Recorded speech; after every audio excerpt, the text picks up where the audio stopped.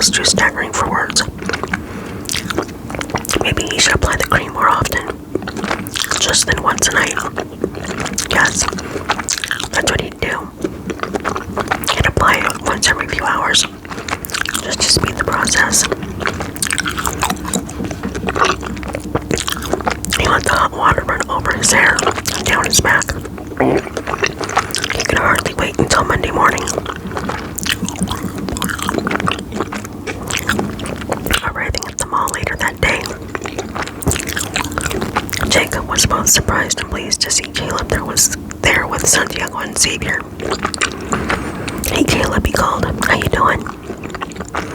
Caleb turned around. Caleb turned toward his friend and smiled weakly.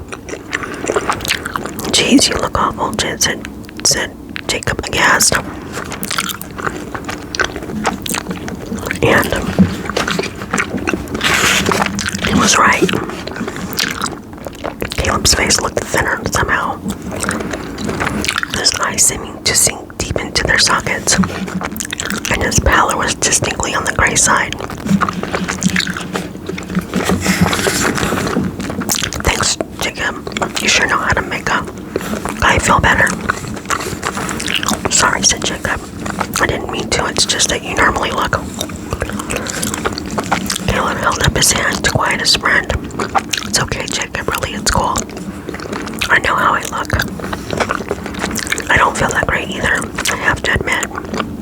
But don't tell my mom I said that. I had a hard enough time persuading her to let me come out today as it was." Jacob and the others nodded sympathetically.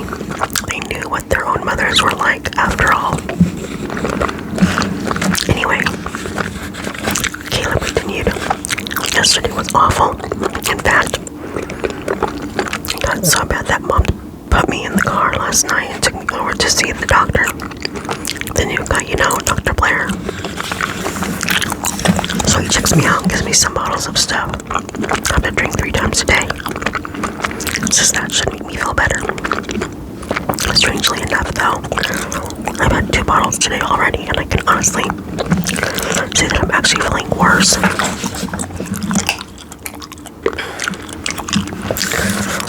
"Now that is weird," began Jacob, "because I saw Dr. Blair yesterday too.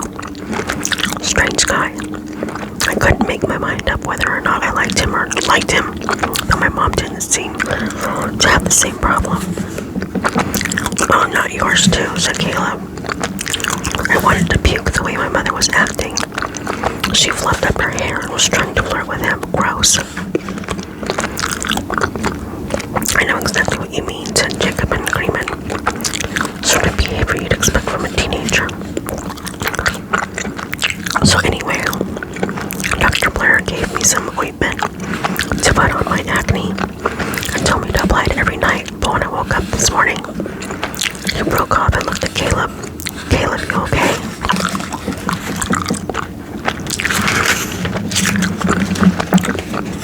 "I'm fine, Jacob," Caleb managed to say through clenched teeth, his face contorting with pain. "I just have to go to the bathroom, that's all. I'll be okay." Clenching his stomach, Caleb started to move away in the direction of the escalator that would take him to the toilet located on the lower level.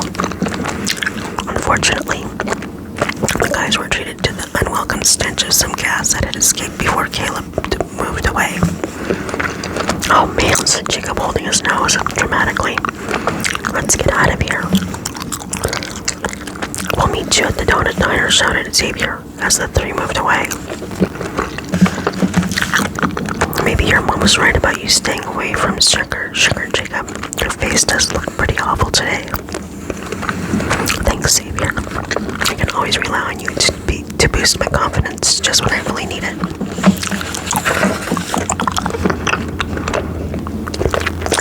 A Turn for the Worse, Chapter 6. On Monday morning, when Xavier arrived at Jacob's house to pick him up for school, Jacob stuck his head firmly under the covers and refused to come downstairs. "He's still in bed, Xavier," said Miss Chung. "Go up and see him if you like." "Thanks, Miss Chung, I will," said Xavier. rushing past her to go upstairs. Miss Chung stepped back against the wall. What on earth was that smell? Xavier, have you stepped in dog poop? Let me check your shoes. Xavier stopped and showed her the soles of both of his shoes. Clean. Turning his face away, he muttered, "It's not my shoes, Miss Chung. I wish it was."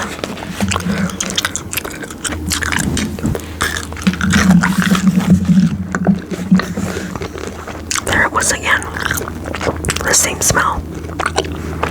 Maybe it was coming from outside. She opened the door wider to go check, and Xavier took the opportunity to climb the stairs to Jacob's room. Jacob was still under the covers when his friend came in. Go away, Xavier. I'm not going anywhere today, or for the rest of my life for that matter. I look like something out of a horror movie now. Xavier sat on the bed beside his friend.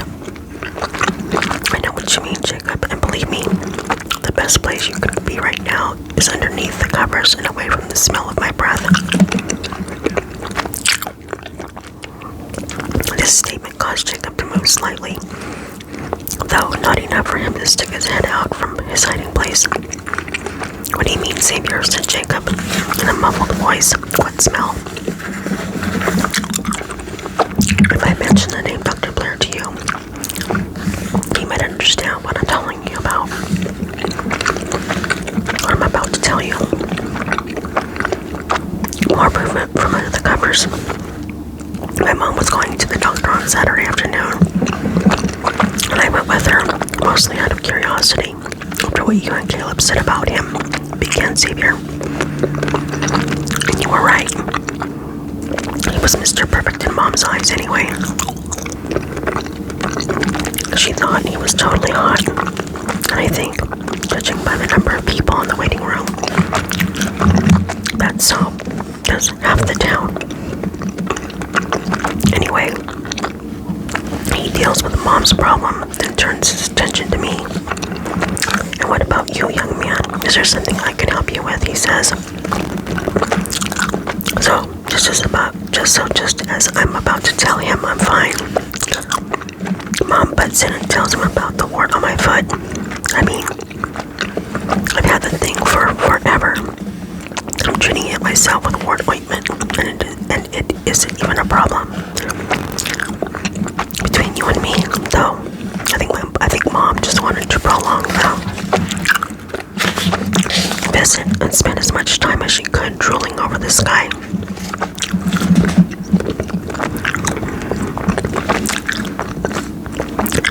When I tell him what I've been treating my foot with, he says he has a better cure and gives me a small bottle of pills.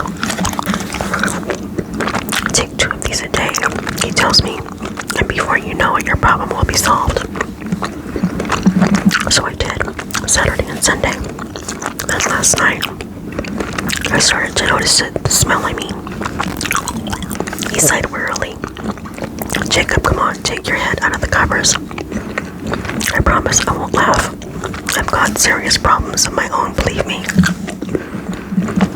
Slowly, Jacob sat up in his bed, revealing a face now almost completely covered in huge red, yellow, and green spots. Xavier let out a long, low whistle. Wow, man. He sure did a number on you. Jacob dove straight back under the covers. Gee, Xavier, you weren't kidding about the smell. Can you open my window, please? Offended, though totally understanding Jacob's request, Xavier opened the window as far as it would go. Okay, Jacob, it's open. I'll breathe out this way if you want to come out again. Jacob popped his head back under the covers. What did you mean by sure did a number on you? Jacob asked. Dr. Blair, Jacob, that's who I mean. Don't ask me why, because I don't have an explanation. But this guy guys out to get us. You, me, Caleb, look at us, each afflicted with something awful and embarrassing immediately after going to his office. My breath smells so gross, it's almost as though he's transferred the smell of my feet after being stuck in my shoes through a whole basketball game into my mouth. Your mom thought I'd stepped in something when I came in. It's so bad. Jacob couldn't dispute that, despite his window being open fully. He was glad when his friend stopped talking and therefore stopped spreading the horrible smell of his breath around the room.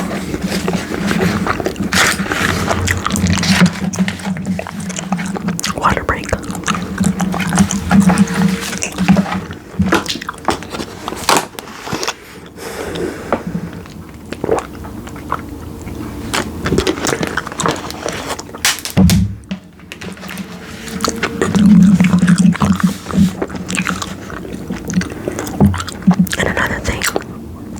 Xavier continued. I met the teacher's pet, Jones, on my way over here, and he was reeking of BO. I know he's a nerd and all, but he never had BO before. And I saw him at Dr. Blair's office on Saturday night. So if that doesn't tell you something, then I don't know what will. Jacob shook his head in disbelief. But why, Xavier? Why would a doctor want to give people ailments instead of trying to cure them? Xavier shrugged.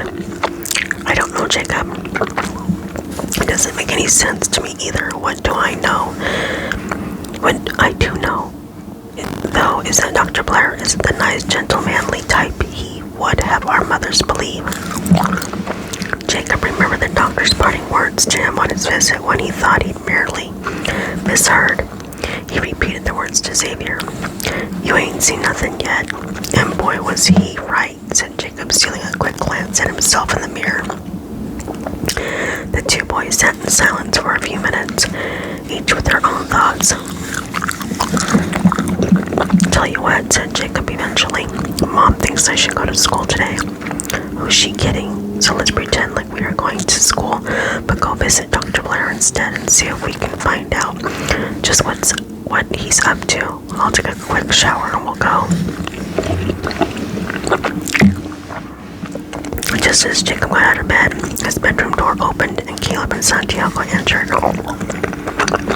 Caleb looked as though he had no color left in his skin as he sat down very gingerly on the bed. His many visits to the bathroom had caused him to become somewhat inflamed. As his mother put it, raw was how Caleb would have described it. What's that weird smell here? Caleb croaked as he looked at Jacob. I know it's not me, I just got here. Xavier turned from the window. I'm afraid it's me, guys, and I'm afraid you're gonna have to put up with it until we can all find cures for our ailments.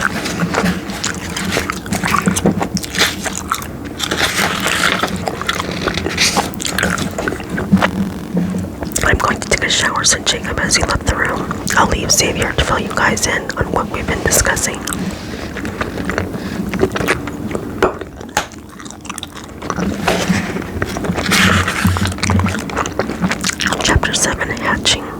Chapter 7, Hatching a Plan. I'm going to stop here. So,